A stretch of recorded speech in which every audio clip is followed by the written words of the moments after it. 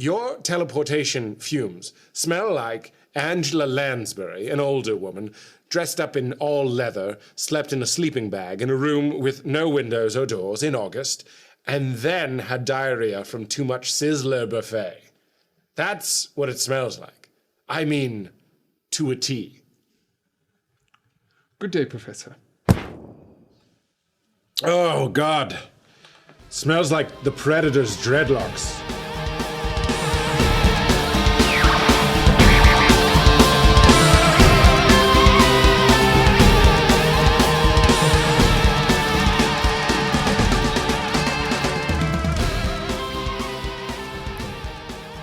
Hey, fun fans. Welcome to another episode of We Enjoy. Thank you for joining us. We are the Mattitude Eric. I am Matt Fowler. Say hello, Eric Goldman. Hi. I had a better intro, but Matt had to screw up. Now you'll never hear. I'm gonna let you. I want just repeat it. Just repeat it. No, I've moved on. I know it was like lightning in a bottle. You can't really recapture it. Thank you for joining us. This week we're going to talk about, at the end, the PRYDE of the X-Men animated pilot that never got turned into a series from 1989. And we do have something for you to start watching next week. I'll get to that in a few minutes here. But we should. I realize that's something we should tell people up front in case they don't actually follow us to the end, to the main event, if they didn't watch what we were going to recap. Although I hope people do, and or just want to hear us talk about a thing, even if they haven't listened to it or watched it. So we'll say it after I get through all this business, this muckety-muck business up front. I mean, I feel like if we still just say it right before we talk about what we watched this past week, we're good. Because in theory, you guys want to hear us talk about other things, right? So I'm just looking at the average amount of time people actually listen to podcasts. Not even our podcast, but podcasts in general. So maybe like they wouldn't listen to this one, but because they hear what we're watching next week, they'd just be like super psyched, and that would get them to listen to the whole thing, or just skip to that part. Or that just makes them unsubscribe from the podcast completely. That's true. Too bad we decided to watch Nazi propaganda next week. We're just gonna watch Leni Riefenstahl films. Right. So you can follow us individually on Twitter at the Matt Fowler and the Eric Goldman. The podcast is at We Enjoy Podcast on Twitter, and We Enjoy Podcast at gmail.com is the email. You can send us all of your thoughts and dreams and love letters or hate mail too. And please subscribe to us on wherever it is you're listening, if you haven't actually subscribed. And just get this out of the way, we actually did a We Enjoy Wrestling podcast a few days ago with a full Royal Rumble 2021 recap. So if that should have landed into your feeds, but if not, go seek it out and listen to us talk about that annual event, the first Royal Rumble ever without a crowd, because last year around this time, it still had one. A big crowd. Was, we were nearing, I guess there was probably one more pay-per-view with a crowd in February, which whatever came after Fastlane or something like that. So, and you can go to patreon.com/weenjoy, and for $2 a month you can get an ad-free version of this podcast, because I know the ads are super annoying. And also, We Enjoy Wrestling podcasts. Whenever they pop up, they will go there as well. So please feel free to do that. And wherever it is you do subscribe to us, please leave us a 5-star Frog Splash review rating, and that would be lovely, because that'll help us get to the top of the pops. Isn't that what the kids say nowadays? That's exactly what they're saying. All right. I don't think we have any new emails, but there was one lingering from last week. I'll just read that one.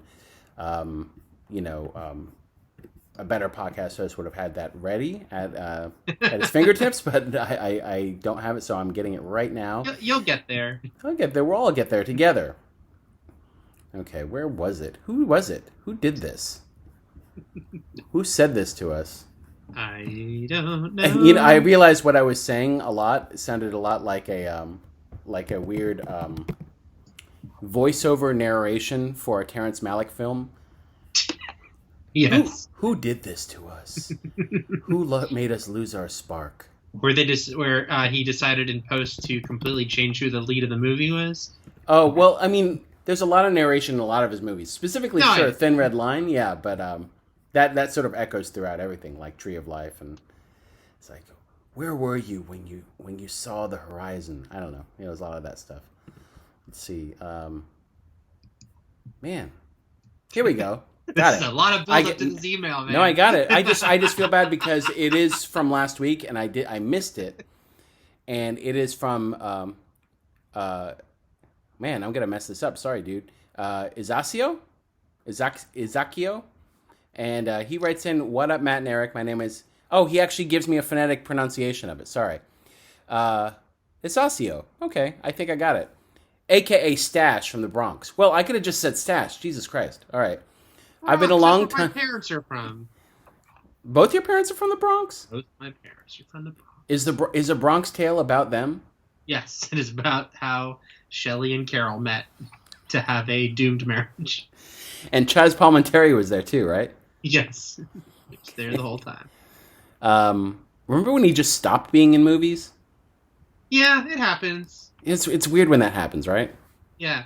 Like, I mean, Danny Aiello did the same thing, who I know passed away like a year or so ago. But then before he did die, he was in, Little Italy with Hayden Christensen and Emma Roberts. But it was just, he's saving the best for his, right. It was just weird because at that point I figured he'd retired, he wasn't going to act again. But I guess when he got the Little Italy script, he was like... He's like, one more time around for the big guy. Right. This is the next Moonstruck. I'm in. It sweeps the Academy Awards. Moonstruck, by the way, not my pick this week for our segment, which, what are we calling it? A good thing to enjoy? Yeah. Not my pick, but Moonstruck is a good thing to enjoy. That is a film that I feel holds up really well, and watched it again, I don't know, a couple months ago after having not seen it in a long while, and it's really good. Was it Sepinwall who just saw it for the first time? Someone was just tweeting about seeing it for the first time. He did tweet about it. I didn't respond to him, but he was dead on with a lot of what he was saying. I didn't realize he had never seen it, or just like me hadn't seen it in a while. I think he'd never seen it.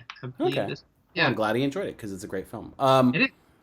I have been a long-time fan, and I have noticed you guys never seem to talk about or mention anime. I was curious what experiences, if any, have you had with anime, and if it would be a potential topic of conversation in a future episode. Personally, I feel like anime is overlooked, which is a shame because it offers a wealth of great stories and characters across a variety of genres. Myself and others would be happy to share recommendations if we're ever interested. Yeah, if you guys want to write in and recommend things for us, I know I have children who also recommend things to me, who are my two youngest out of three are super duper into various anime, so I sort of get what I had, my knowledge of anime through them. But other than that, like I was mentioning certain blind spots for me, what was the last week's blind spot that I brought up that you were aghast at?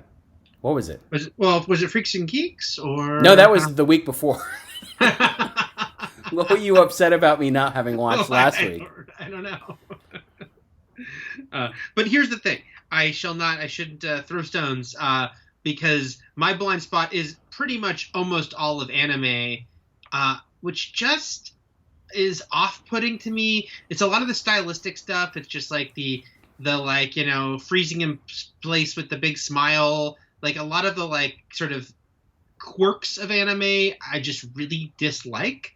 And I think though that you saddle up to the side of anime a little bit when it comes to like Last Airbender and Legend of Korra, where it's sort of tangentially. Well, no, but but those things, which are 100%, those are anime influenced. They're American made. They're not anime, but very anime influenced. But I didn't watch Airbender for a long time because it was purposely made to look like anime, and I usually do not like that anime stuff, so I was like, I don't know. And then I freaking loved Airbender, and that's to say I'm sure there's other anime shows, real anime, because I want to say I do know the difference, that I would love. I did watch Cowboy Bebop. Travis Fickett, like 20 years ago, well, probably like 17 years ago, got me to watch Cowboy Bebop, and I remember liking it, even though I couldn't tell you a thing about what happened. That's one of the animes that are recommended to first-time animators who may like to either ease them in or like more connect to Western sensibilities about storytelling. I know Cowboy Bebop is a big sort of breakthrough anime,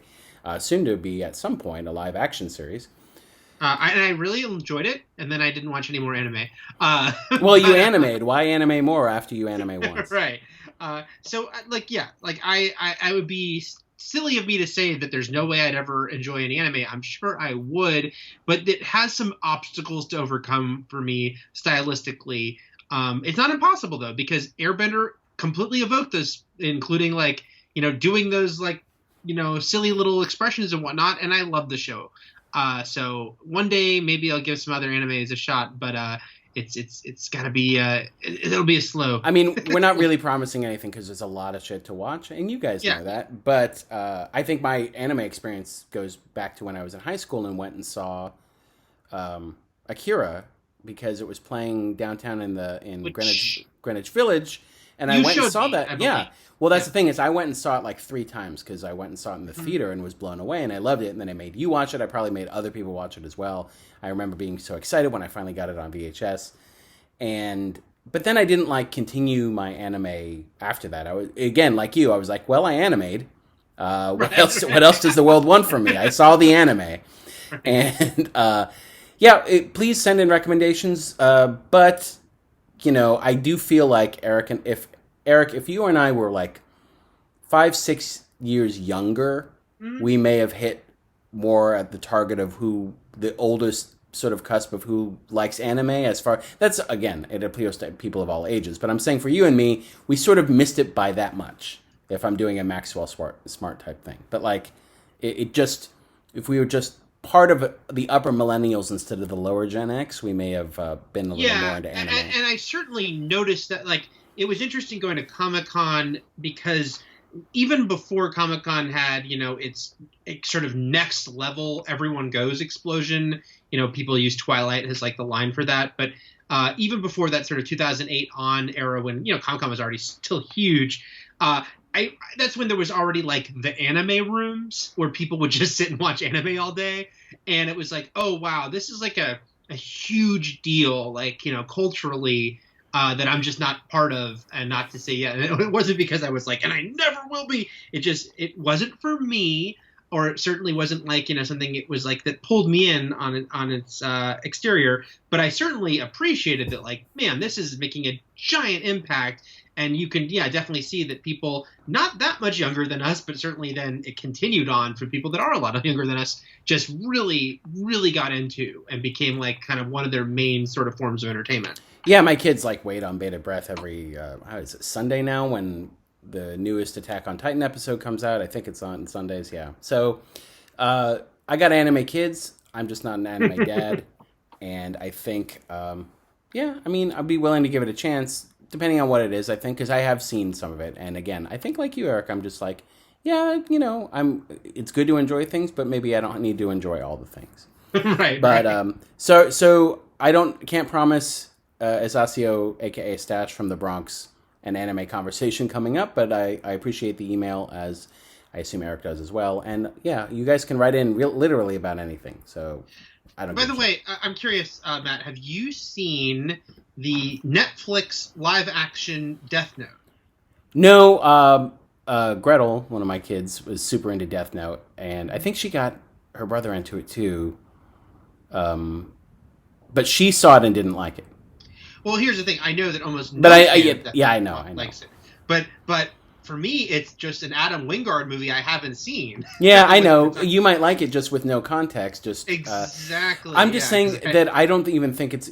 Obviously, it's never really a great idea to turn a running TV series or something a lot longer into something a lot shorter. I feel like even transferring anime into live action... You're just still chopping out a lot of story that I'm sure people didn't appreciate either. So well, hell yeah! I mean, the Airbender movie, which is god awful in every sense of the word, for a million reasons that I can't even fathom. Because it's like, what happened to M. Night Shyamalan when he made that movie that he couldn't even like film a movie well? But anyway, it also had the core issue of trying to adapt.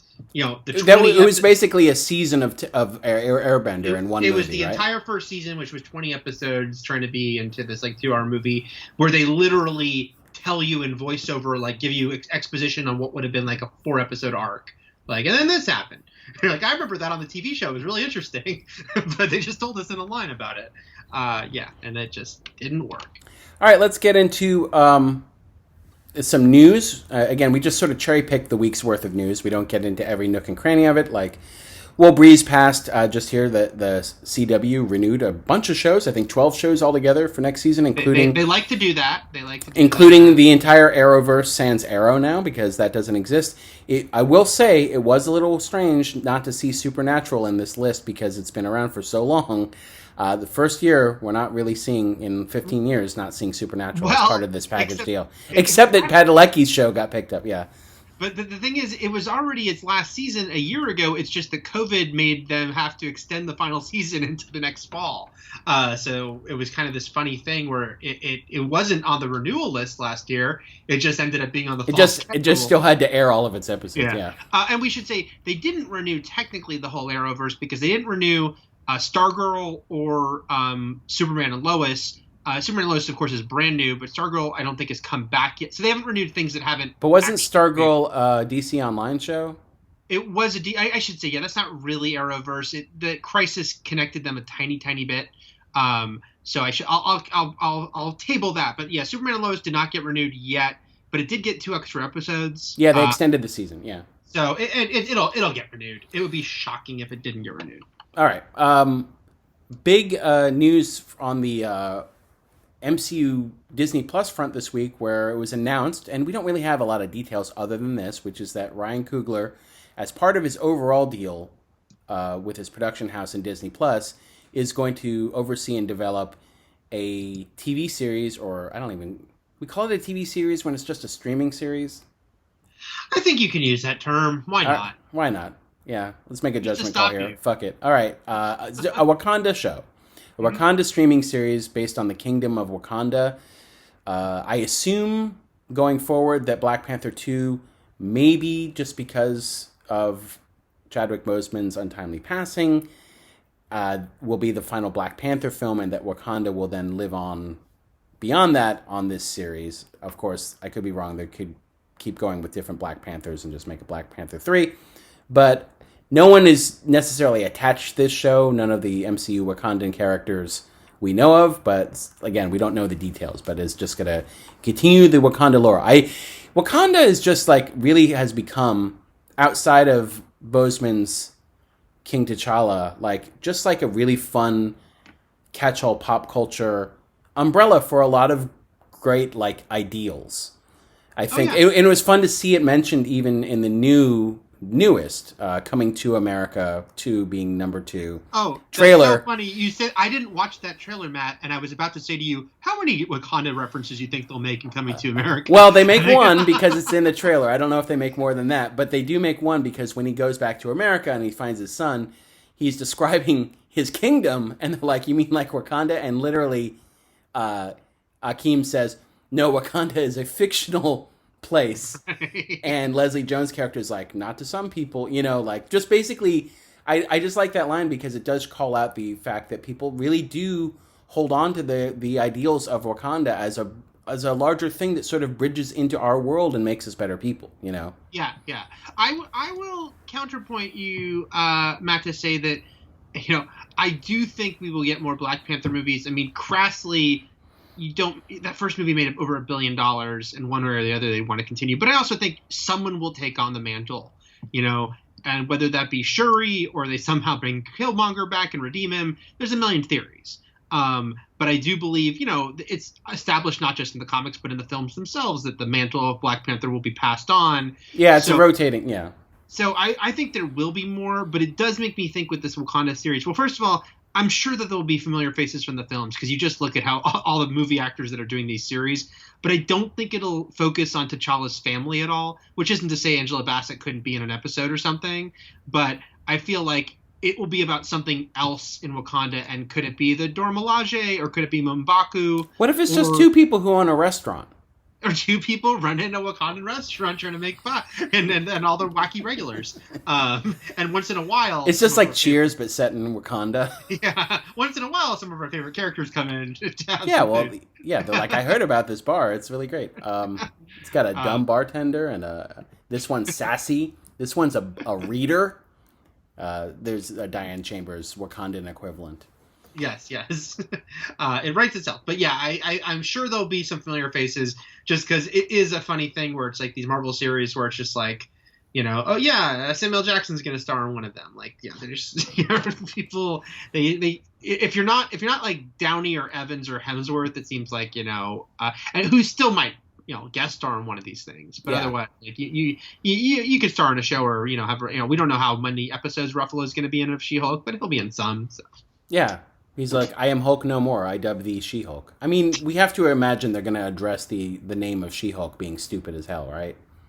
Sure. In these times, especially, just like She-Hulk. They'll do the tabloid calls her She-Hulk or something, and she complains about it, but then embraces it. There's ways around this. Yeah. On the heels of last week's show, after I mentioned to you that I had watched and enjoyed thoroughly the first episode of Peacock's Saved by the Bell rebootquel. Came the tragic news that original Saved by the Bell cast member, Saved by the Bell and Saved by the Bell, the new class, which went for a long time, went for longer than 7 seasons. Yeah, I didn't realize that till I was looking into this, that it went on from like 93 to 2000. Dustin Diamond passed away after being admitted to the hospital at the beginning of January, so very quickly, with, what do you have, stage 4 lung cancer? So this hit him out of nowhere, as far as we know. Who knows? But yeah, once you're in stage 4, it does take that long, or that less of a time to sort of kill you. And he passed away, on Monday morning due to complications from lung cancer. And with him came a huge, sitcom legacy for those of us of a certain age, but also decades of controversy following that. With his behavior, his sex tape, his con jobs and defaulting on mortgage payments, and I think he was in jail at some point. He was, yeah. It's unfortunate because it's like Saved by the Bell. A lot of those cast members are like Mark Paul Gosselaar obviously has had this great career with many shows since. Right now, he's got a couple shows going because he's a regular on Mixed Dish and he's on the new Saved by the Bell in a recurring role. A lot of those people kind of really came out of it, doing fine. And unfortunately, Dustin Diamond is kind of the opposite. He's like the sad story of the childhood star, which we see too many times as far as a very troubled life. I think the running theory behind it is just there was a bit of an age difference with him and the rest of the cast, and he was several years younger at a time, as people have said, so he didn't have this sort of the camaraderie with them that he may have wanted to, and then X, Y, and Z amount of context behind that is why he sort of soured, whereas everyone else sort of maintained a decent career. Yeah, I mean, and who knows? I mean, look, I'm sure it must have been hell to. It's that double-edged sword of you're famous when you're a kid, but guess what? You were Screech forever. And, frankly, he was, because he was a quirky-looking guy, he kind of that extra obstacle, right? Because it's they're not going to cast him in certain roles because it's oh, well, he just looks how he looks. He looks so Screech to say, a thing. He can't, change his look, really. And it probably didn't help, unfortunately, that he did the new class, right? It's he was doing the new class while Mark Paul Gosselaar was he doubled down on Screech. He went whole hog on Screech. Which I don't hold against him. They are because he did the college years that got canceled after a year. They're hey, come and keep playing this character for more money. Great. But then he played the character for a dozen years total. And then you're super typecast. It was interesting because after, it's obviously just extremely tragic that, he, 44, got cancer. It sounds just found out 2 weeks before and then he's dead. And, someone who's people, had this very fond memories of growing up. It was interesting because all of the Saved by the Bell cast posted, condolences and things to him, and some of them were getting a lot of shit, in a way that I thought was sort of very unfair to them because it was a lot of you were so crappy to him, or you should have forgiven him, and you should have had him on the reboot, and all these things that I think just aren't realistic to just the fact that life is messy because it's the main one, we don't know everything about what would have caused issues between them, but we know one thing for sure, which is his tell-all book which was, completely fabricated. He didn't write it, which is not shocking because so many celebrities have other people or ghostwrite. He had years and years and years of sort of deplorable behavior, and Yeah. he would play up that deplorable persona on reality shows where he would be the puck. This is us talking about real world San Francisco from the 90s. He would be the puck of the season that everyone hated.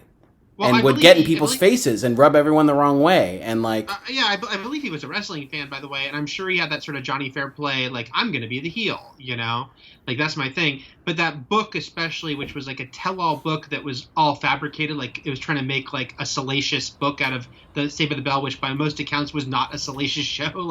They were just kids making a show. And so I think there was a lot of bitterness about that. But the two things, of course, it's just this super tragic thing, and with respect to them not inviting him onto the reboot, if he had lived, I'm sure he would have been eventually, because that's just how Hollywood works, right? They would have said, they would have had a lot of talks with him, and they would have said, if everything seems cool, we'd like to, because the fans would have kept asking, and they would have wanted to do it, and he probably would have been on, and then there would have been a lot of there could have been a public reconciliation that sadly we don't get. But that's just I think the public wants this, we want it to be a TV show, and then they made up.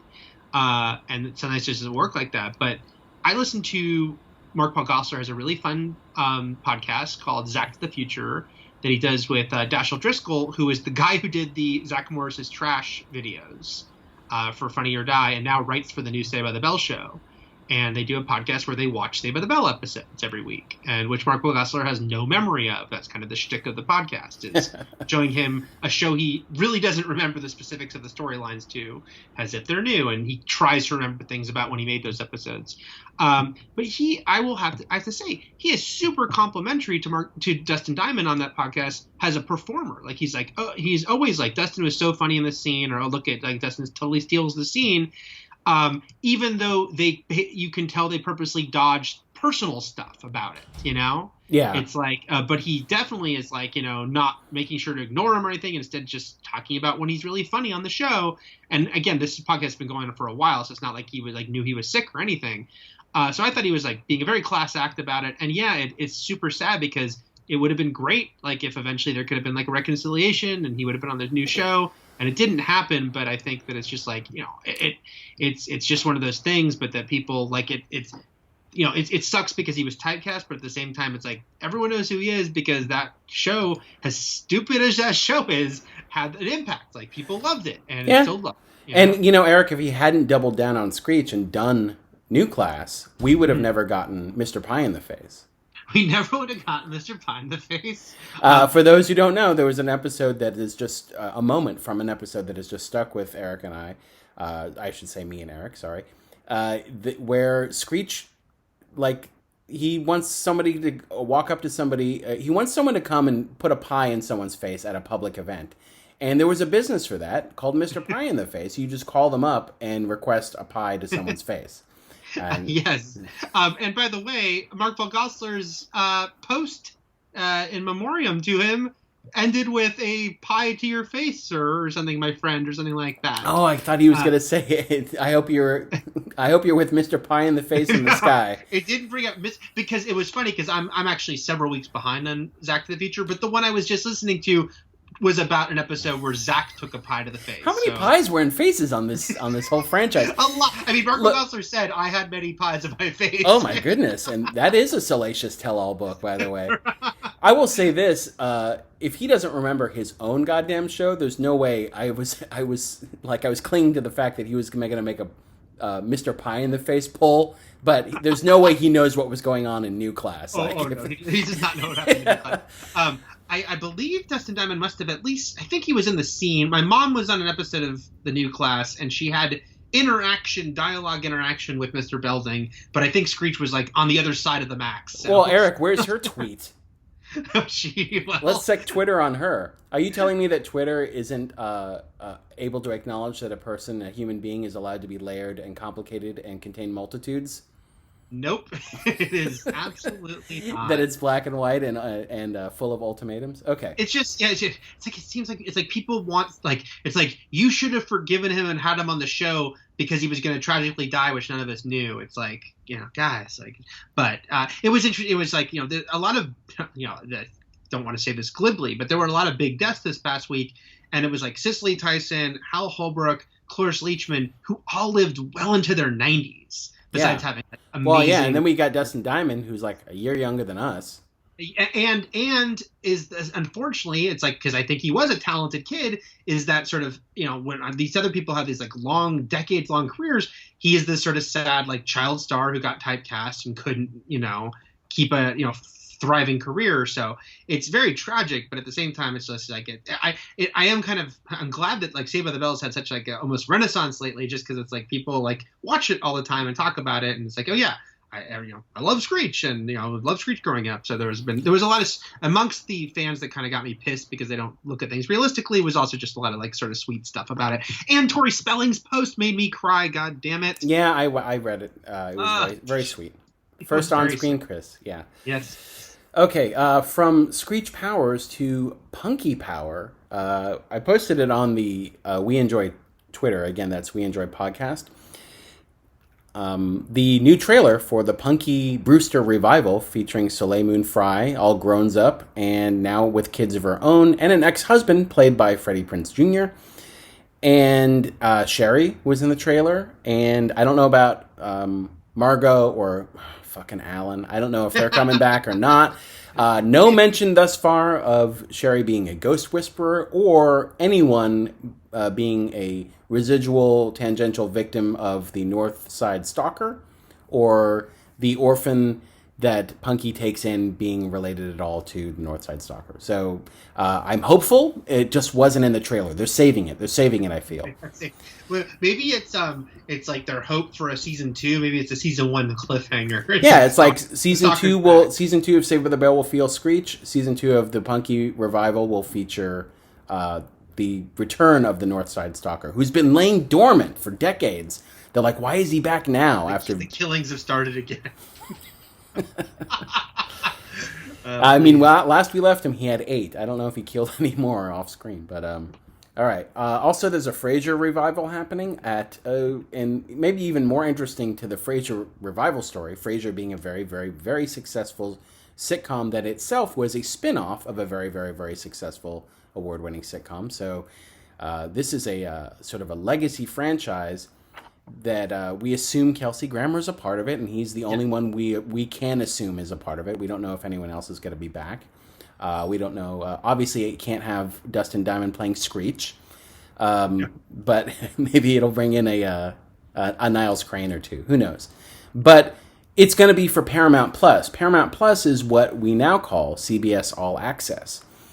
And I think the most interesting story for me for this is the fact has nothing to do with Frasier or coming back or Kelsey Grammer, because he's been working. He's been money planing, that's for sure. Yeah, sure. He's in the middle of filming a sitcom right now with Alec Baldwin. So he's continued to work on and off over the years since Frasier. Mostly on, though. But the Super Bowl is on Sunday, and Paramount Plus has a Super Bowl ad. And it's basically reintroducing themselves, and it takes place on top of a giant snowy mountain, like the Paramount logo itself.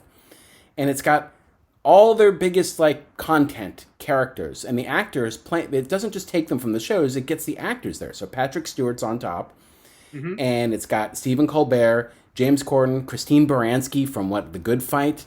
Yeah, Anson Mount as Pike. And it's got Tom Selleck from Blue Bloods, which I don't even know if it's on anymore. But the point is, you can still watch Blue Bloods. You can watch Blue Bloods. Yeah, my mom watches it. I think I just didn't know if she still watched it, but. But also animated characters, because they've got the Nickelodeon, so they've got Dora the Explorer, and they've got, and even MTV, they've got Beavis and Butthead.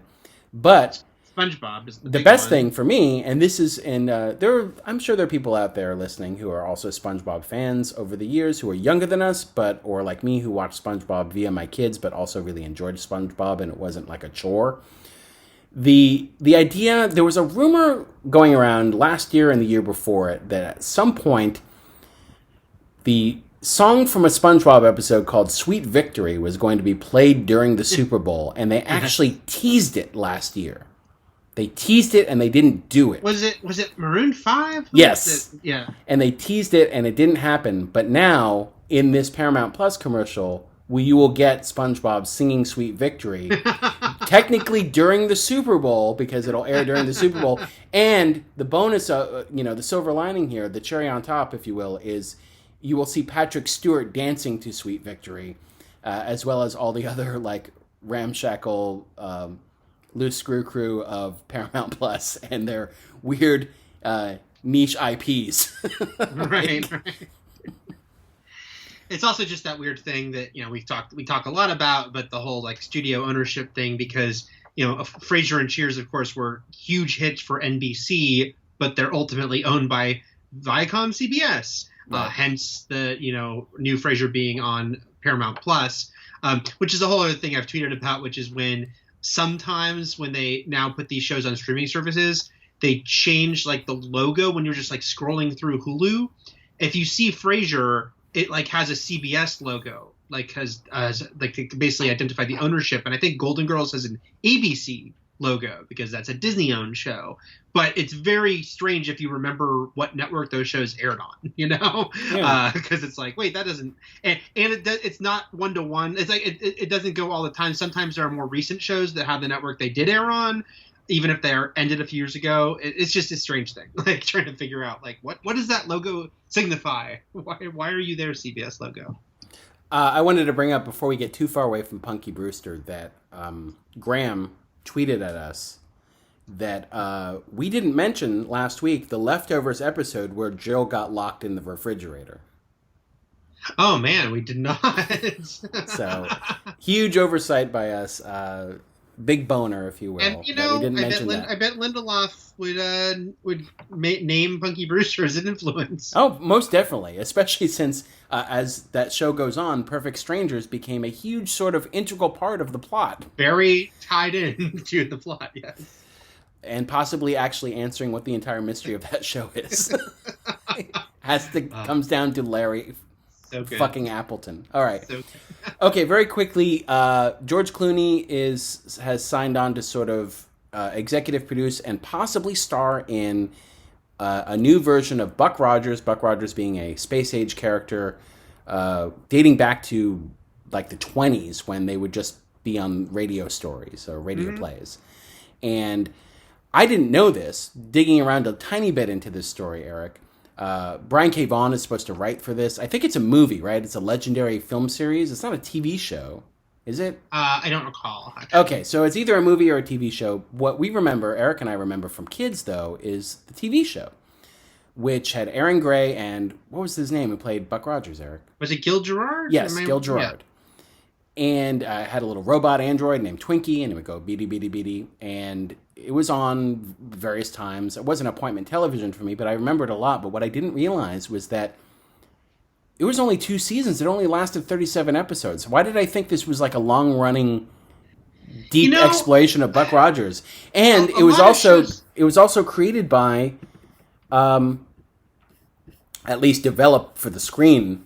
At this point, by Glenn A. Larson. So both of his sci-fi shows that started in 1978, including Battlestar Galactica, kind of went to shit after a season or two. But I think that's the thing, is that because we weren't even watching these shows when they were airing first run. No, they were just in perpetual reruns, yeah. Yeah, perpetual reruns in the 80s. And that's the thing is, first of all, they were in perpetual reruns. Second of all, when you're a kid, you don't care about watching the same thing over and over again. So I do think that's why these shows seem longer, including shows like Wonder Woman was only 3 seasons. And then even shows that were before we were alive, but like Star Trek and Batman, Adam West Batman, were only 3 seasons each. But when I got older, I was surprised to realize they were only 3 seasons each, because they were just like. But I still think they had more episodes per season. Like probably the seasonal count was low, but I think their episode count was high. But yeah, I get what you're saying. Yeah, I don't know. I guess I shouldn't even claim like why I thought there were more episodes when I wasn't even like a Buck Rogers watcher. It was just always on in the background if it was on at all. I'll say is that Brian K. Vaughan and George Clooney doing a new sci-fi thing just sounds that sounds good. And the whole thing of Buck Rogers is that he's a man out of time. It's kind of like I think he's a pilot from our century or whatever, the 70s for the 70s show and previous to that, who gets blown into the future and he's part of, basically becomes part of Star Wars. Yeah, but even though Star Wars doesn't take place in the future. Before you fucking write in about that. It did surprise me when I heard that this was being developed. It just realizing, there hasn't been a Buck Rogers anything since. And just knowing that the character went back decades and decades before that show, it is interesting that he's been dormant for so long. And people know the name, but they don't really know the property. Well, who they know? They know Duck Dodgers. They do Duck Dodgers, yeah.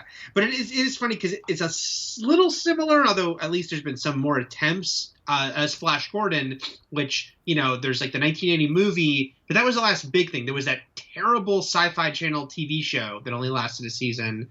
But otherwise, there hasn't been like a new attempt at a Flash Gordon movie that you kind of think inevitably will happen. But it just hasn't gone there. I always remember, by the way, when I went to Vancouver for like Sci-Fi Channel, like did like a big 3 or 4 days of set visits, and it was like Battlestar Galactica, which was freaking awesome. We got to go in the hangar and see the Vipers, and Stargate, which was really cool because they had at that point the two shows, SG-1 and Atlantis, were running, and they had the Stargate set, and then they had their town set that they would just always change different towns, but it was just a lot of cool fun stuff. And then it was we went to the Flash Gordon set, and it was something is wrong. It looked so dinky. It looked like they had a curtain and some it just looked like they didn't have anything. And I was like, this doesn't seem like they're putting that much work into, and it was really bad. But Buck will be back, and one day Flash will be back too. Maybe they just team up. Yeah. Oh yeah, sure. And kiss. Well, and kiss. That's for you, Tumblr crowd. All right. So let's dive into our good thing to enjoy for this week. Have you thought of one, Eric? I know it was sort of 11th hour for you. Okay, do you want to go first? I looked at my Letterboxd because I've been trying to keep a diary of the movies I've been watching. All right, and we'll dive into that, and then after that, we'll tell you what next week's main event assignment is, and then we'll do the main event for this week, which is PRYDE of the X-Men. Okay, do you want to go first? Or do you want me to go first? Sure, I'll go first. A movie that I know I've name dropped at least here and there before as loving, but I just actually rewatched for the first time in forever, at least Moonstruck? 10 years. Not Moonstruck. The Sweet Hereafter I just rewatched. And man, that holds up. Great film that I feel kind of did fall off the map, even though it was nominated for 2 Oscars when it came out. Yeah, but I also think Adam McGoyan sort of faded out of... He was never a hugely popular director, but you know what I mean. It felt like he would capitalize on the Sweet Hereafter more than he did, and even looking around online, it was interesting to see that it does seem the consensus is that it's his best movie. That he there's even people who say most of his movies are bad, except the Sweet Hereafter is so great, and that Exotica is pretty good. I haven't seen enough of his things to know. I did think Exotica was pretty good, but Sweet Hereafter... I liked Exotica, and I liked... what was the one he did with Bob Hoskins? I know that exists, but I can't remember what it was called. But yeah, Sweet Hereafter is... Oh, sorry. I won't interrupt you anymore. Felicia's Journey. Felicia's Journey. Okay, go for it. It is not a fun time, guys, because its plot is a small town in Canada where a school bus has crashed and a bunch of the local kids have died. And the sort of ambulance chasing lawyer who comes to town, played by Ian Holm, who of course is most famous for Bilbo Baggins, older Bilbo Baggins in the Lord of the Rings and Hobbit movies, and also has Ash the android in Alien. He is in his first leading role in a film, which was some of the press when the movie opened, that he'd been around forever but never led a film. Plays the lawyer. And I'd forgotten, as much as I love the film, I'd forgotten how much it goes around in time. It flash forward, flash back. There's the time that he's there in town, but then there's flashbacks to before the crash, but then there's flash forwards to a couple years later when he's on a flight, and just really kind of all these different timelines kind of colliding. But as much as it's a depressing plot, I don't think it's it's not watching it, it's not wallowing in misery, although there's certainly sad parts, because it's just it really kind of moves. It's interesting. There's some of it's about just these people in this town. It's not Twin Peaks or anything as far as everyone has a secret. It's just these people have their lives and how everything's changed because of this accident. And great cast. He's the lead, Ian Holm, but the two people that people would know the most from it are Bruce Greenwood, who's obviously had a huge career since, has another Captain Pike, in fact. Exactly. And Sarah Polley, who, it's funny, who kind of rejected stardom. She starred in Go and Dawn of the Dead after that, and then kind of turned her back on acting all that much. Has become an acclaimed indie Canadian director. Yeah, she directs now. Yeah. But yeah, everyone's excellent in it. It has a really interesting vibe to it because, like I said, it could just feel like a miserable experience, but it doesn't. It's sad, but it's not miserable. Really great moments in it. Some very kind of biting, funny moments in the middle of the darkness. And yeah, I was just really happy because revisiting it, I never know after a while. I knew I loved it when it came out, but I loved it anew. And it is currently, unfortunately, it is streaming. It's on IMDb, which you can watch through Amazon, but with commercials. It is currently not streaming without commercials. So you have to be ready for that. But I'm always fine with commercials, and I think it's just, again, Eric, our age. The non-anime age, as we've labeled it, which is, we just grew up with commercials, so we're used to it, and it's not a huge, especially if it's not a service we're paying for. If it's not like if I subscribe to something and then I still get commercials, I might want to go up a tier. But if I'm not paying for something, I don't care. I guess I'm not I'm not angry about them, but I will say for a movie, because it's often, and it happened. I saw in Sweet Hereafter, even though I own Sweet Hereafter. There are no natural breaks. Yeah.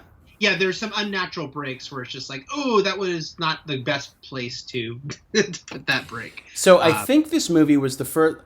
I had seen Ian Holm in Alien. I don't know if I put it together when I saw this movie, though. I'll just say it was my first kind of big introduction to Ian Holm, but also my first big introduction to Bruce Greenwood.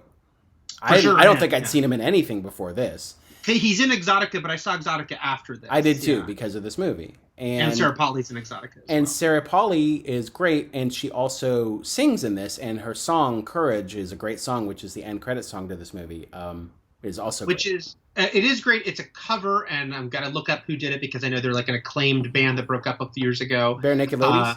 Not the Bare Naked Ladies. The Proclaimers.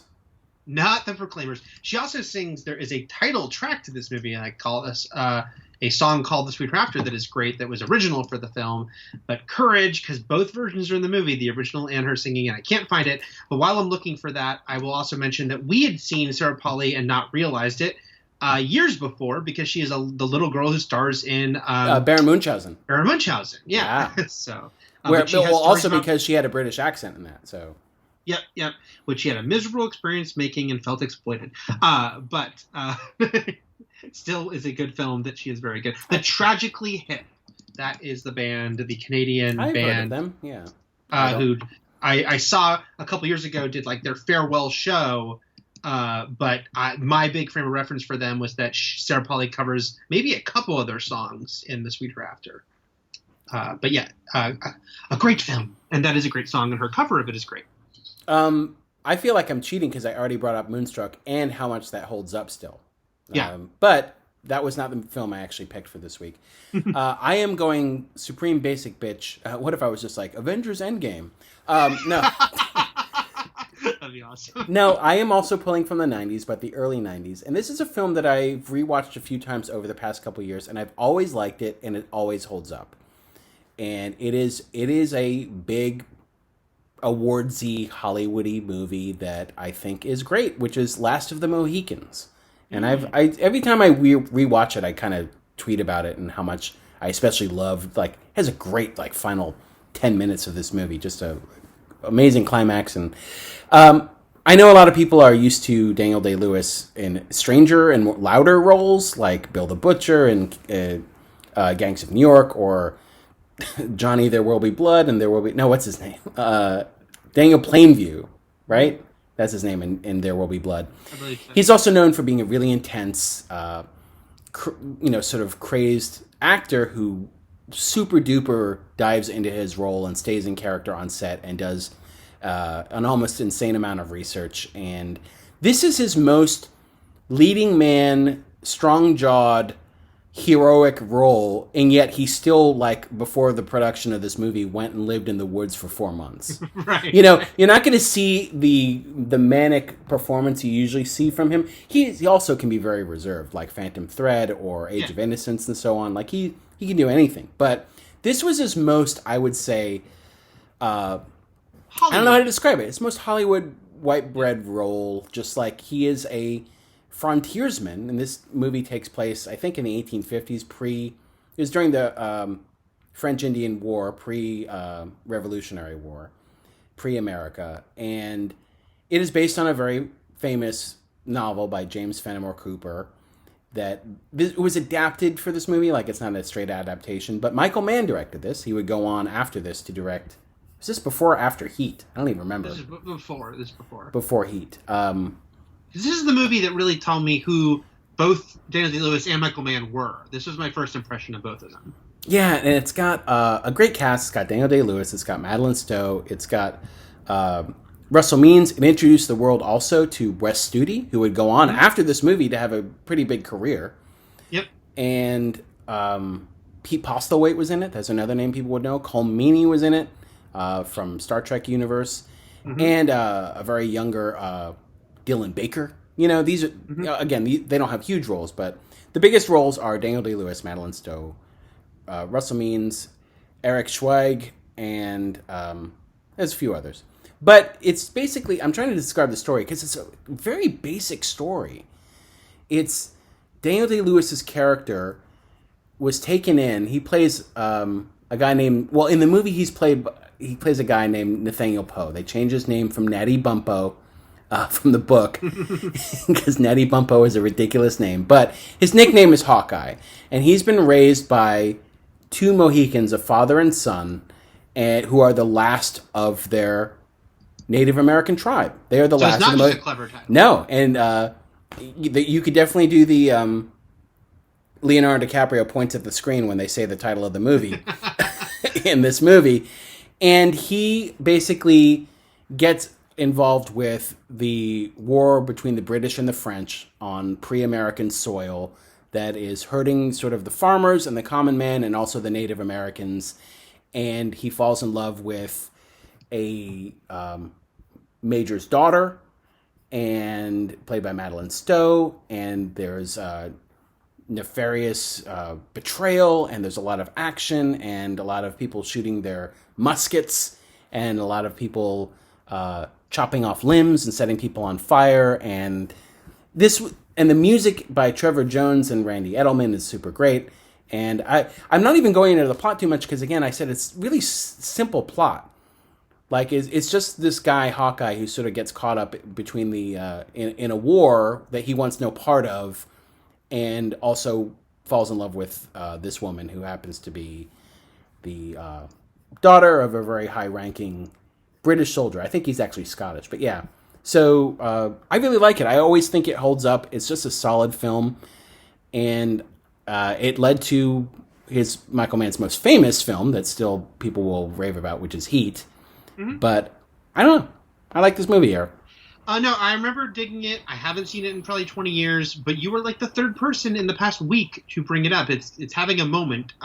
It's on both Prime and Hulu right now, and I've seen a couple people tweeting about it lately and saying, hey, it still really holds up, Last Mohicans, and you are making me want to revisit it, because I remember really digging it when I saw it. And like I said, yeah, I'd never seen Daniel Day-Lewis before, and because this was the first thing I saw him in, I think I thought he was going to have a very different career than he did, because it was like, oh, now he's our new leading man. Yeah. In a different kind of films. And then Michael Mann, yeah, this was the first time I'd ever seen anything by Michael Mann, and it is interesting because it's, even by being a period film, or the period it's set in, like, it's different from a lot of Michael Mann stuff too. No, it is. But a great movie. Of course, all of his stuff is usually crime stories that take place in the modern era, and this is his one big throwback. I had the CD soundtrack because I love the Trevor Jones score so much. Just amazing, and the way it builds at the end, too. Yeah, I don't know what else I could say about it. When I poked around IMDb, sorry, not IMDb, but Wikipedia, it did mention, I didn't research if this was true, it was the only Michael Mann film to win an Academy Award, which was for Best Sound.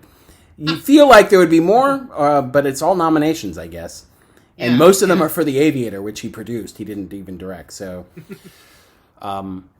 So Daniel Day-Lewis plays Hawkeye, and he runs around in the woods and tracks things and tries to get people to be better than they are, but mankind is the disease, Eric. And he yells, "I will find you." That was a big thing. Big moment, big romantic proclamation moment, which I don't know if people need to. Basically, she's about to be taken, and he's like, "Just let yourself be taken." No. All right. all right. But I'm saying he will find him. And there's a song by Clannad, who is sort of Dollar Store Anya. No, I'm kidding. I don't know why I said that. She's probably great. But she's probably bigger than Anya. What do I know? Okay, that's it for me. And next week, we will be talking about... we're going to dive into a franchise. We're kind of mulling about which ones to do, also realizing that even if we run this podcast as long as we ran We Enjoy Wrestling, which again isn't over, but years will go by doing one of these a week, we're going to quickly run out of franchises, or like franchises that are even enjoyable. And as Leprechaun lurks in the back of our minds, a big thing that's keeping us from maybe possibly a Leprechaun deep dive, which for both of us would be new on all fronts, is the fact that there are 8 Leprechaun movies. So it's not like this is just a 3-week thing. No, this is a 2-month endeavor to actually invest in Leprechaun, which I don't know if we're quite willing to do at this point. Well, I think I've told you it's like also because I've never seen any of the non-theatrical Hellraiser movies, which is like there's like 10 total. I saw the first 4. So I'm like, but I hear they're mostly awful, but there's a couple that are okay. But one day maybe I want to watch those. But like we want at least has to be a certain level of enjoyably awful and not just tragically awful for us to do it. So this one may come out of left field because I don't think we've even name dropped it as one of the considerations going forward. But we're going to do RoboCop. And so next week, the main event will be the first RoboCop, directed by Paul Verhoeven. Mm-hmm. Then there are 3 movies, 2 sequels to RoboCop, and then a remake decades later. So we'll do those 4 movies. But then we will also devote 1 week to the 2 RoboCop animated series. Mm-hmm. And another week devoted to the 2 RoboCop live-action series. This franchise had more legs than maybe some people realize. It is. When you look at the franchise page on the wiki for it, it's like, there's more parts of RoboCop than you'd expect there to be. Yeah, and but the original 1987 RoboCop is currently streaming on Prime. You could rent it or buy it from pretty much Amazon, iTunes, wherever. But if you have Prime, you can currently watch it. And for Eric and myself, RoboCop could easily have been going forward or at any point one of our good things to enjoy because it is a solid film that always holds up no matter where you'll be. So looking forward to at least watching one good movie. Yeah. And then we'll see where we go from there. I kind of remember RoboCop 2, and I believe you also said, like me, you did not watch RoboCop 3. Or you said you saw parts of it. It was very similar to Karate Kid 3, except without the payoff of finally watching the whole thing years later. RoboCop 3 is a movie I may have seen all of in parts, because it was like on cable I might watch 20 minutes here, 20 minutes there. But I don't think I've ever sat down and watched RoboCop 3, like start to finish. All right. And I think one of the things that honestly turned me off was me not being crazy about RoboCop 2, but also RoboCop 3 being PG-13. And I was like, R, get the fuck out. And that's what Zack Snyder fans say too. That's why Snyder Cut has just been rated R. Oh, it's going to be so gritty, and Batman and Superman are just going to call each other motherfucker, and they're just going to drink blood and like guitar lick, and then Korn will play, and yeah. It'll be pretty awesome. Everyone's going to have tribal tats. Just like a Batista Godsmack tattoo around their navel. There'll be a scene where we watch Joker get like 10 new tattoos. He's like, and this one's more damage than the last. And then Batman's like, give me one of those. Yeah, I want a damaged one. I've been damaged too, even though I can't heroes be damaged. Right. All right. We are way in the weeds here, and we still haven't talked about Pride of the X-Men. So let's get to that. Pride of the X-Men. Eric Goldman. I think I rewatch this maybe every 3 years or so. It's a quick watch. It's like 22 minutes. Yeah. It really, made an impression on both of us, in 1989 because we loved X-Men, and you didn't get to see them unless it was like a random Spider-Man and his Amazing Friends or something. And so this was like a big deal, even though it didn't really fit with anything going on in the comics at the time, or was as serious as the comics. It was obviously meant for little kids, and we were aging out of middle school at this point.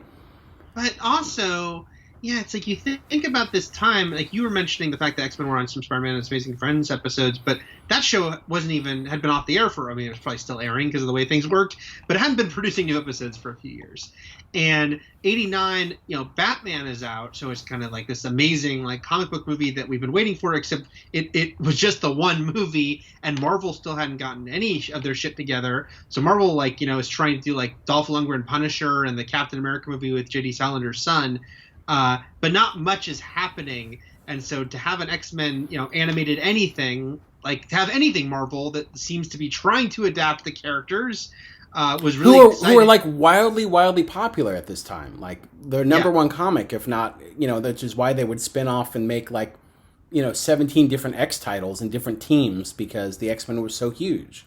They were so huge. And also, it's funny, Matt, when you suggested, because you're the one who suggested RoboCop, had you just read, like I had, how this is directly connected to RoboCop? Well, the budget for this came from the RoboCop animated series budget, right? Yes, because Marvel Productions produced the RoboCop animated and Muppet series. Babies. And Muppet Babies and G.I. Joe and Transformers. Marvel Productions was producing a lot of 80s animated series that weren't necessarily Marvel properties. And they also did Spider-Man, Amazing Friends, and the Hulk. But yeah, there was the first of the two RoboCop animated series Marvel produced. And instead of making a 13th episode of that show, they put the money into making a pilot for X-Men. That didn't end up getting picked up, but we had it, which is sad because I have a lot of questions. I don't know if they're as big as the North Side Stalker questions, right? But I got questions. I think I don't know which particular episode or YouTube video you watched, but hopefully it was the one that starts with the Spider-Man PSA about registering to vote. Yes, which is fascinating in and of itself. Yes. Which is great, and when I do go to vote from now on, I'm going to tell him that Spider-Man sent me. Yep. He was filling out his ballot. He wrote Spider-Man on it. Spider-Man. In cursive. It was his signature. All right. The Mutant Age has now begun. Let's dig into Pride of the X-Men and produced for VHS by Best Film and Video Corp, which they're the best, Eric. What else can you say? They're the best around. No one's going to try to keep you down. All right. So there's a big theme song, TV ready. They wanted this to be a series. They had lyrics and everything. Yep. Magneto's Horde were going to pillage, burn, and plunder. And the X-Men are there to stop them. And basically, the song tells you the entire story that will then be explained for about 15 minutes once you get into the episode also. Right. And then Stanley narrates it. He brings you into this world. And I don't know, Eric. He sounds kind of anti-mutant to me. What do you think? Yeah, that was interesting. Well, so first we should backtrack to say Stanley had already kind of established himself as a voiceover on Spider-Man's Amazing Friends. I don't think he did every episode, but there was some episodes with him, and he would say True Believer, and he would say Excelsior. Yeah, the things that he was sort of famous for in his bullpen in the comic books. But yeah, he's like warning us, like look around. You never know who might be a mutant, right? And he's like, some of them are good, like the X-Men, but I think he's trying to get people to be like a mutant snitch. Yeah, I don't appreciate it. It was funny to have Stan Lee be like narc and also be suspicious. You never know. He's sensationalizing the whole thing, making people scared when they probably shouldn't be. Anyway, it opens with Magneto in captivity. Magneto, who boldly calls his group the Brotherhood of Mutant Terrorists. Now, I remember when this debuted as a kid thinking this was fascinating for two reasons. One is, in the comics, of course, they had the sort of very silly name, only because why would anyone call themselves that, the Brotherhood of Evil Mutants? But even by the time they got to the live-action movies, they just said the Brotherhood. But in the comic books, it was the Brotherhood of Evil Mutants. But here they're like, let's change it. and they changed it to Brotherhood of Mutant Terrorists, which is just not. It's still not a great name, and also it's just like we're going to call ourselves terrorists, but it also speaks to a funny thing of 80s pop culture and how terrorist was just a go-to form of entertainment for children as bad guys. And G.I. Joe did this. G.I. Joe, which blatantly identified Cobra as a ruthless terrorist organization. And I think Back to the Future, I know it's not kids, but it was, a family film. It's like they're terrorists. Like, terrorists, as much as they because of Iran and because of Rambo and because of, like, a bunch of action movies, Chuck Norris movies, Sylvester Stallone movies, like, Middle Eastern war and terrorism were huge in the 80s, and especially in action cinema. Yeah, but it's just weird because terrorists were doing awful things and people to be afraid of in the world. But it's just funny that in like children and family entertainment, they're like, oh, they're terrorists. Like those are the bad guys. Well, it's especially weird in Muppet Babies when they were like they opened a terrorist daycare next door. Don't put it past them. But yeah, the Brotherhood of Mutant Terrorists. The other thing I want to say, Matt, is that like I watched. We'll call out the lines that we have quoted to each other forever for 30 plus years from this. But I can quote nearly every line of this thing. Yeah. As I was watching it, I went, Colonel Jaffe, Colonel Jaffe. It's like I was like, then I really am a mutant. I'm a freak. Like I was like, oh my god. Yeah, it just like really does brand itself into your brain. And he's a mutant. A stinking mutant is a big line for us. Yeah, he doesn't deserve to live on the same planet as normal human beings. I think he's a mutant. He's a stinking mutant was like the first line that was first line chronologically in this that we would say. That stands out. And Colonel Jaffe is like a weird boss hog, or even like Sheriff J.W. Pepper, if you're a James Bond fan from the two movies that character was in. He's just like this. Oh, what are you doing? He's just like this. And then the villains in this, especially most of them, not like Toad and like Blob, but like they just speak in such like this exalted, haughty language, like the consequences will be, like even when White Queen like rescues Magneto, she's like, your time of rescue is at hand, like it's so right. Overwrought and just mustache twirling villain. But again, they own the fact that they're terrorists.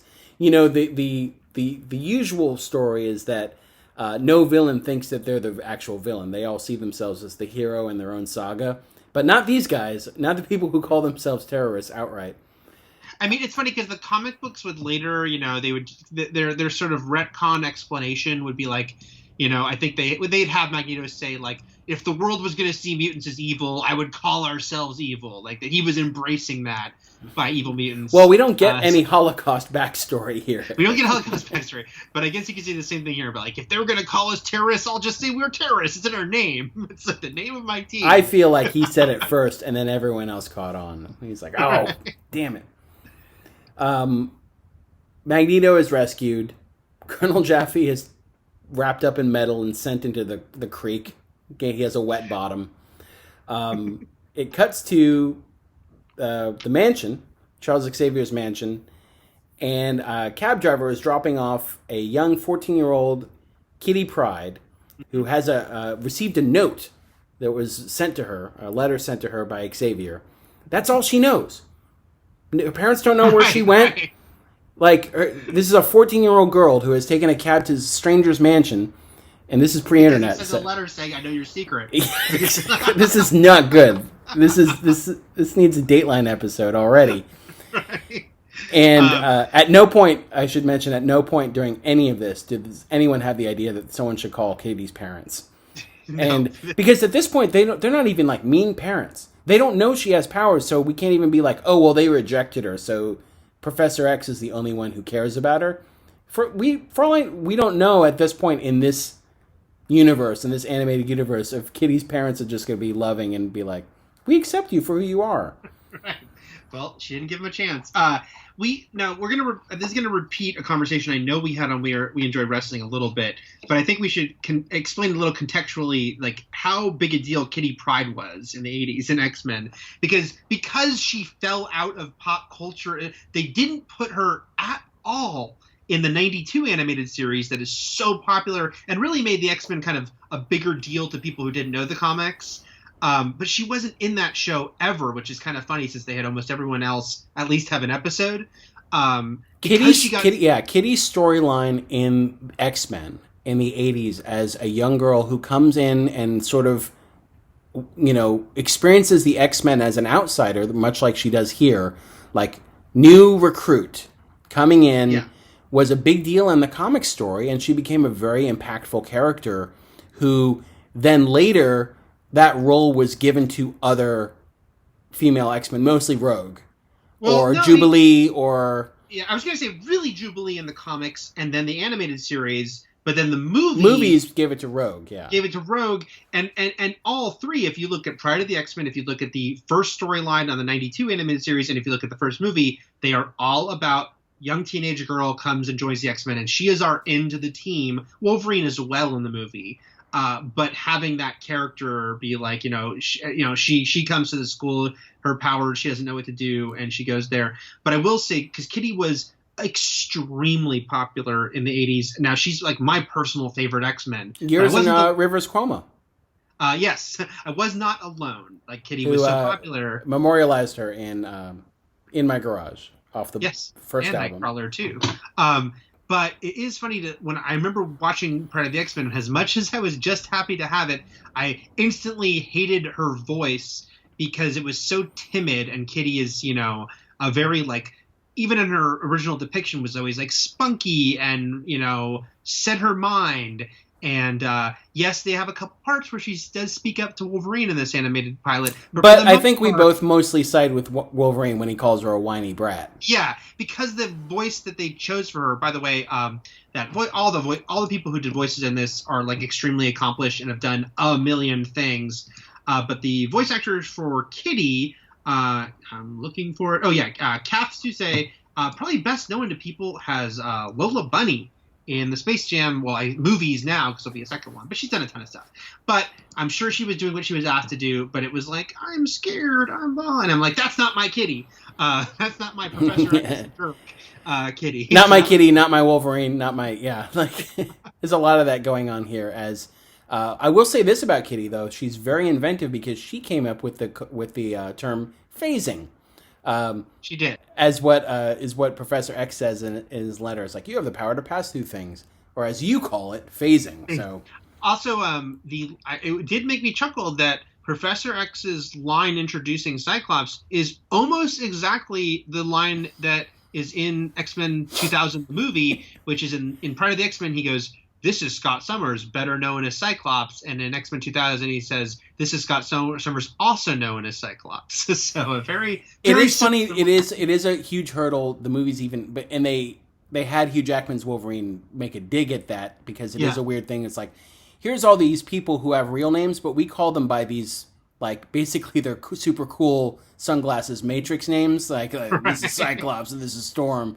So they had Wolverine in the 2000 movie make fun of that, but it's always a weird thing with superheroes because it's like they're self-professed superheroes because they've taken it upon themselves to fight these terrorists, and they've also taken it upon themselves to just give themselves new names when they don't have to. Professor X, by the way, sucks at welcoming people, and so does the X-Men. Like, Kitty Pryde just shows up and he's like, "Here's an illusion of me. Just follow me to my actual and look at body. my illusion rotate around." What are you doing? What are you doing, Chuck? And they're all in the danger room, and so he gives the introduction to them. By the way, remember my X-Men script? Actually, I wrote 2 X-Men scripts there. You did. I don't know if you read both of them, but the first one... I did. I think I read them first both. one did involve... Was it Kitty showing up, or was it Rogue? I think it was Kitty. Actually, I had Kitty and Rogue. How about that? I had a bunch... I had like 3 new people showing up to the X-Men. I had Wolverine, Rogue, and Kitty.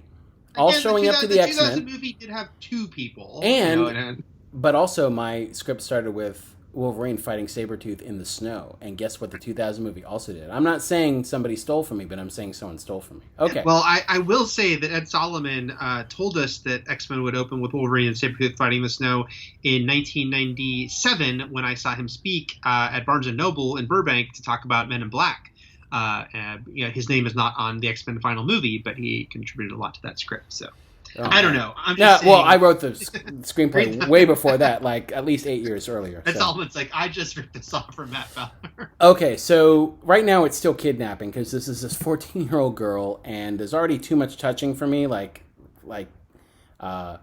Xavier's like grabby Gordon, like touching her arm, and Nightcrawler's kissing her hand. All this stuff. So he introduces all of them. They're training in the danger room, fighting some weird like Aztec or Mayan temple traps just to hone their skills. And then I love the part when, so he's like, this is Nightcrawler. He can line of sight teleportation, but no mention of the fact that he looks like a demon elf. Right. They're just like, this is his power, but he looks weird too. Also, that is diminishing his power from the comics, because in the comics it's not line of sight, exactly. And actually, I think that even breaks in this episode. Well, they try not to, because they do say, keep your eyes on the blackbird jumping ahead. But yeah. They do say, they do. Even, well, we'll get to. And then they get to Storm. And they're like, he's like, this is Cyclops. He shoots beams out of his eyes. This is Dazzler. She turns lights into beams or something. And then it's like in Storm's powers, like, honestly, we don't know what the fuck causes that. Like, we don't know what's happening. I did appreciate, only because that felt like, we've joked about, like, Freddy vs. Jason has, like, a famous, like, bad line that sounds like a line that they were saying while working on the movie, which is like, Freddy died by fire, Jason by water. How can we use that? Which sounds like something they said when they were working in the writer's room. Yeah. Yeah. And this is a similar thing, because when you talk about the X-Men, it does come up a lot. Like, Jesus Christ, Storm controlling the weather is because the other people's powers are sort of very specific, but to control like weather itself. Oh no, for sure. It just feels weird. It just feels weird to add that in a kid's. Oh no, yeah, completely weird to add it, but it just where you could just say, "This is Storm. She can control the weather," and you move on, and it's fine. Because it was like, it just felt like a writer who had never read these comics and is like, "Well, this is insane. She can control the weather." So he just is like, it's not completely understand. And then the idea that like a Professor X doesn't mention Nightcrawler's completely different and alien form. Like, he's got a tail. His hands and feet are all different. Like, he's blue. Nightcrawler himself doesn't know how to read a room either. He just walks up to anybody. He's like, "Hey," and he does seem pretty pervy, because this is like a young teenage girl, and he's like, "What a lovely vision you are!" And he's like kissing her hand. He's like, and then when she phases through the computer, he's like, "You left before I could properly welcome you," and he sounds like he's trying to hypnotize her. Yeah, it sounds like, yeah. Forget how he looks. That would just be creepy behavior from an adult man doing that to her. Well, later he's like, when they're going off into space, and he's like, "Until later, my child." And it's like, he's definitely gonna watch her sleep. Like, it's really unnerving. Okay. But we haven't talked about one of our favorite things, which is the fact that Colossus has not learned how to say "I." It's a big deal that when you have somebody speaking broken English who speaks a different language in movies, that the joke is that they don't learn the word "I," and they just resort to calling themselves by their name in the third person, and so that happens here. Colossus like rain, which is another line we've said. We've said that a million times. In fact, probably every time it rains. Right, Colossus like rain. I would like to believe we have quoted more than anyone else. Although his first thing he says at all is good. He's good. When I love Smash with Feast. He's good. Colossus good.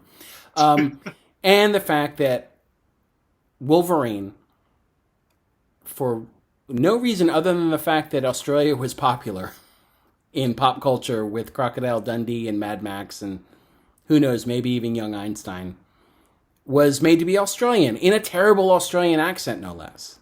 It's funny. Oh, so a couple things here. First of all, I think he also had an Australian accent when he was on Spider-Man's Amazing Friends. So it's a strange holdover of something wrong that bothered fans that they continued. It's also funny because Pyro is in this pilot, who in the comics is Australian. Always Australian, yeah. Yeah, and so it's like, okay, we've got this bad guy with an Australian accent. Well, we need to have a good guy with an Australian accent, too.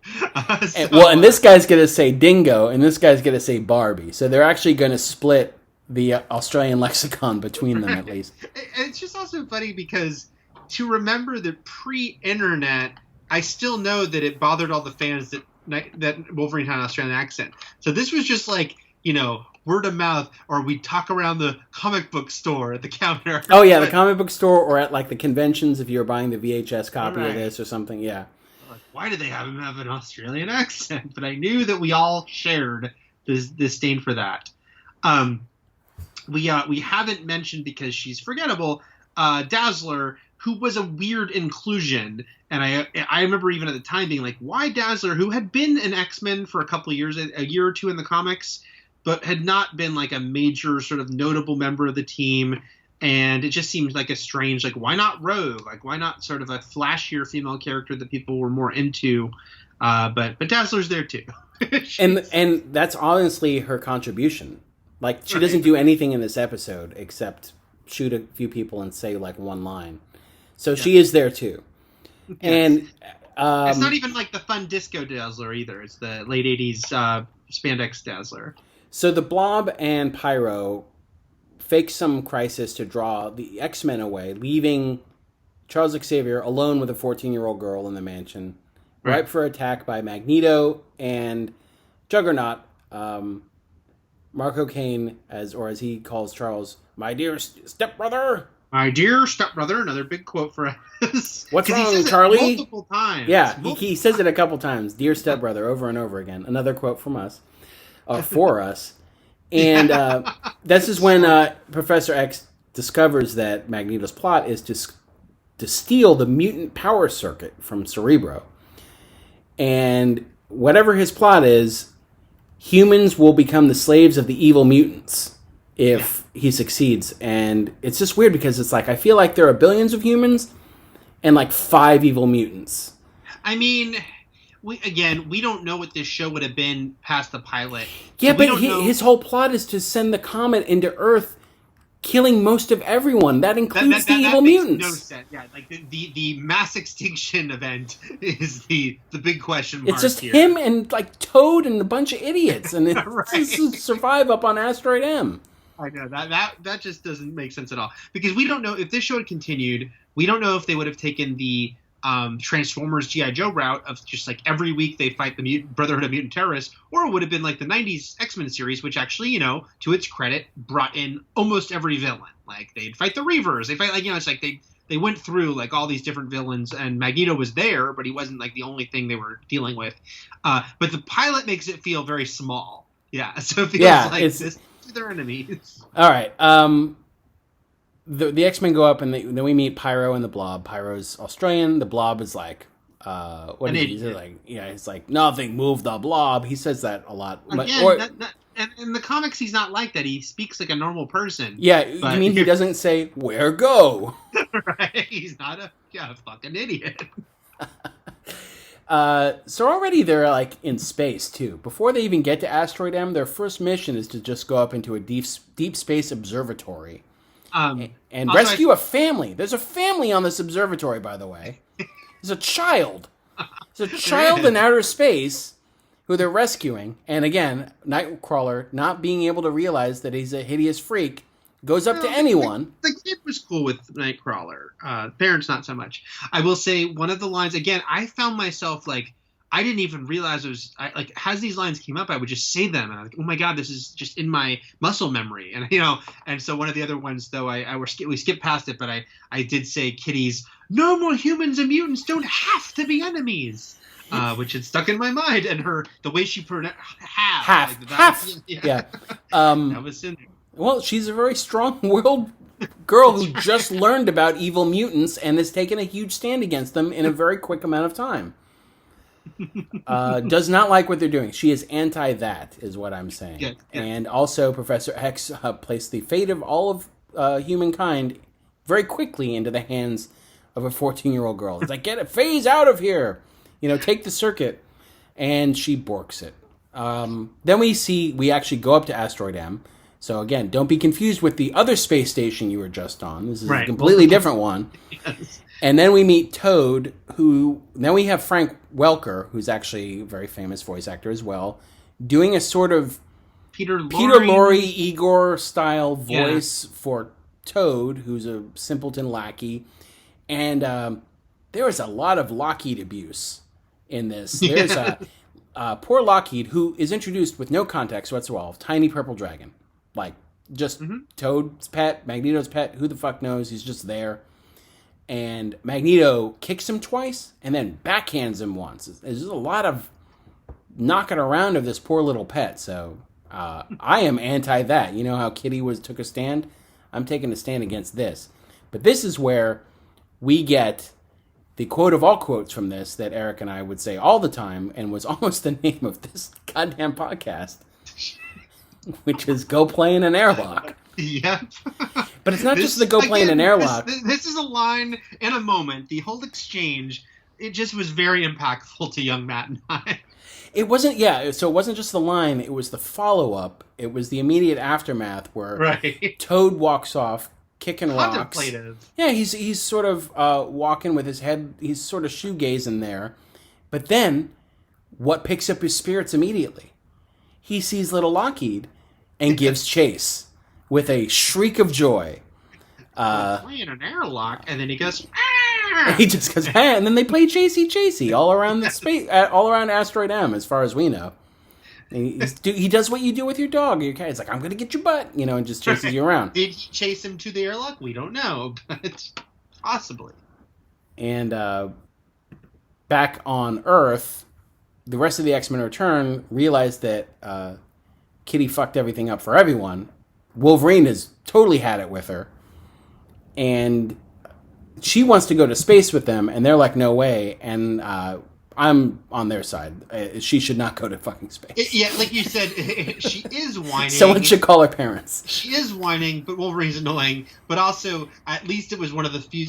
when she does talk back to Wolverine, I'm like, well, at least there's a little bit of comic book Kitty, even though until now, everything she's been doing does deserve getting a little bit of grief. Okay, so they go to Asteroid M, and then it's sort of like layers of villains, one at a time. Well, no, I just have to mention, because another part that I don't know about you, but I would quote a lot I can feel the energy, the power. Like they just repeat that a lot. Oh, when Magneto's on the device and it's connecting to him? Yeah, and he says the power, and then Professor X says the power, and then Magneto says again, the power! Like, they really like to say the power. Well, you know who was really influenced by that? Snap. They were very influenced by that. And Jeff Speakman was as well. Yes. Oh man, we're making so many jokes that everyone gets. Jeff Speakman, star of The Perfect Weapon, which very famously used the Snap song, I Got the Power. Okay. So one of my favorite parts, maybe not my favorite part, one of my favorite parts of this third act climax is that Storm's role for the alpha mutant power that she has of controlling all of the Earth's atmosphere and weather is not to fight anyone, and it's a throwaway line where Professor X is like, Storm, make sure that you control the atmosphere once we blow inside so we can breathe. Like, she's not fighting anyone, she's just making sure that they can breathe inside of the space station. Yeah. That's her contribution at the end. At least Dazzler shoots at Pyro, Yeah, but the whole thing's so funny because each villain shows up one at a time, and one hero will stay behind to fight them, even though, in theory, most of these villains can, if the entire X-Men team is facing them, you'd think that they could all defeat that villain together. But instead, they kind of leave behind one of their teammates to fight them. But the one that they don't even really try to explain is when Wolverine beats Toad. He buries him under rocks, but then doesn't, everyone runs away, and Wolverine just stands there by the rocks. He's like, oh, God, I'm going to gad these rocks. Right, I think, and Toad dies at the end when that whole thing explodes, right? Like he's still trapped in that cave. He might have suffocated under the rocks. But first, not. Okay. Right. So then we've got the end game here with Kitty, Nightcrawler, and Magneto, where Nightcrawler sacrifices himself at the end. One pause I want to say, which is Blob is suddenly way bigger when he is in the tunnel and Nightcrawler's in front of him. he is 8 times as big as Night. Yes, he was already big in this pilot. Oh no! Listen to Eric. How's Blob gets to be so big? You're like the people who are like, Kong can't be 100 feet tall. No, I'm more it's more like the Cats movie complaints that they weren't the perspective is totally wrong. with their perspective. Well, also, like, you know, Nightcrawler does get past Blob. He doesn't beat him. He just gets past him. But Blob makes no effort to turn around. Well, he goes, where go? Yeah, and he just completely stands there and keeps looking forward, as far as we know, because he doesn't go back to try to find Nightcrawler who went behind him. He's literally blocking something, and he doesn't turn around. I was very happy that Lockheed got some measure of revenge by biting Magneto right on the fucking foot. Like, he deserves it. But then he also got kicked after that, I think. But it led to Magneto's downfall overall, that Lockheed bite. And then we've got Nightcrawler. He has to bamf out of there before the comet hits, but then he's free falling through space, and he's going to burn up, and they have to send the grappling beams, which I don't know why they're beams, but they're just like... And I don't know why he can't teleport again into the Blackbird, which is right there in front of him. Ultimately, he does, because he winds up in the locker. But at the moment when they're like, oh no, he's going into the atmosphere, like, just okay, Nightcrawler, just get yourself in the ship right now. Like, we're here. Look. He's going to try it once. I'm not trying it again. Until maybe I will later. So, and everybody's happy at the end, and Kitty, I guess... you know, Kitty learned her lesson because she's like, you know, she said, it's funny because she goes, I can't leave you, not after the way I've, you know, she doesn't finish her sentence, but I'm like, it is funny to be like, I guess if she treated him good, she would have thought it was okay to leave him. Like, but because not after the way I took the biggest shit in your bathroom right now, because that would be wrong. But she just adopts the dragon too. Again, she has no questions about this creature, this little Lockheed. It's just on her shoulder forever now. You know, great relationship in the comic, but here it's so natural. They don't need to explain it. It's a space dragon. Just keep it. I guess I don't have as many questions afterwards as I thought I would, as I tease people to believe I would. It does all kind of wrap itself up, because they're like, you know, they won the day, but the terrorists are still out there, and when they are, we'll be there, and pick us up for a series, please. And Wolverine saying, the kid got lucky. That don't make her an X-Men. Not yet. That she still has to trials ahead of her. Yeah, he's like, she's still got to prove herself to me. Wolverine, Australian. Again, the Kitty of it all is funny because reminding myself, it's like, this was 89, which in the comics meant Excalibur had already begun. So Kitty in the comics was she was already off with Captain Britain, and she was known as Shadowcat, and like, yeah. Right. Like, because comic books, you know, time in comic books, you know, there is a very funny sliding scale where they kind of do this thing where they were like, you know, Spider-Man's been Spider-Man for 10 years forever. Like, he doesn't get to be, like, older than mid-20s, you know, in the comics. Everything that's happened for 50 years has happened in 10 years for Peter Parker in the comics. But sometimes it's actually soap opera logic when I think about it, because some of the young characters do get to age at not a fully natural rate, but, like, Kitty was 13 in the comics when she was introduced, and she definitely was supposed to be, like, college age by the end of the 80s. So it's like, she got to age, but, like, the other... Well, that at a certain point, though, she would stop aging. And just remain in her 20s forever, yeah. Right. But it was that funny thing that, yeah, like, this, we were already getting, and this 89 was the year the Jubilee was introduced, so it's like her replacement, as far as, like, the young ingenue mutant, was already happening in the comics at this time. And then poor Kitty would just be completely forgotten in the 90s for a long time, and not even in that animated Not if you ask Eric Goldman or Rivers Cuomo. I never forgot her, damn it. All right. Now we're asking all of you to forget this Pride of the X-Men and move on to the next thing, which will be RoboCop. Well, there's a couple things I want to say, which is just, you mentioned some of the cast stuff, but it's like Frank Welker, you know, 10 million animated credits. So he was both Toad and Lockheed in this. But the things he's most famous for, I'd say, are Megatron, 80s Megatron, which he's reprised several times since.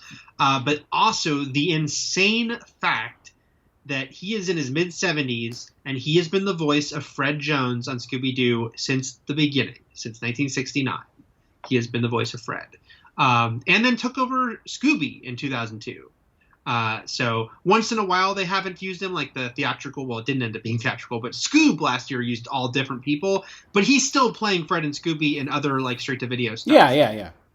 So insane there. And then for us, for 80s kids, even though when I was looking at the IMDb of almost every cast member, they were all on Transformers. They were all on G.I. G.I. Joe, yeah. But the one that really stuck out when this aired Cyclops? was Michael Bell. Yeah, because he was the voice of Duke. Yeah. And a very similar role, like the field leader, or the sort of straight and narrow field leader, and they basically had him just do the same thing as Duke. So I was like, oh, yeah, that's the comforting voice leading the team into battle. Yeah, get Michael Bell. X-Men. X-Men. I mean, I think the only question I have afterwards, honestly, is did they ever contact her parents to let her know that she wasn't dead? Right. I guess so. No, maybe years later they decided to call her. Yeah, this sorry, the Pride family. This aired. There was something. Was it called Marvel Action Universe? That was like a weekend like block of Marvel animated series. And so yeah, this aired, cycled in with RoboCop and other stuff at the time. But that was it. And I have it on I still have. It's one of the only VHS I kept. Because it's not currently in print in any form. I don't know why it's not on Disney Plus. There's a few things missing on Disney Plus that I don't know why, like including like the 60s Spider-Man animated series or the 80s Hulk isn't there, even though Spider-Man and His Amazing Friends is there. But put Pride of the X-Men there if you can. I don't know if there's legalities involved in it, but yeah, you hear that, Disney Plus? Listen to me. Pride of the X-Men into your catalog, and you hear that, Paramount Plus? Put the Frasier reboot and set it in Wakanda.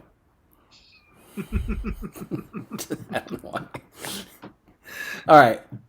Thank you, everyone, for joining us. RoboCop is next week. Great film. If you haven't seen it, or if you haven't seen it in a while, it could be a film that people who listen to us just really do have in their active memory and don't need to quite rewatch it. So that's less work for you. Ooh, Matt. Yes. What? Who? Where? Should I finally pay off my Selene Moon Friend story on this podcast? Oh my God! For people listening this far into it, who've obviously tuned out by now, sure, go for it. She was a friend of a friend in high school, and I hung out with her a few times at parties and restaurants. That's my Selene Moon Friend story. Worth the wait. Worth telling it on 2 podcasts, nonetheless. That's right. All right. Thank you, everyone. Everything is possible, but nothing is real. And Shakma. Punky Power Shakma! Shakma!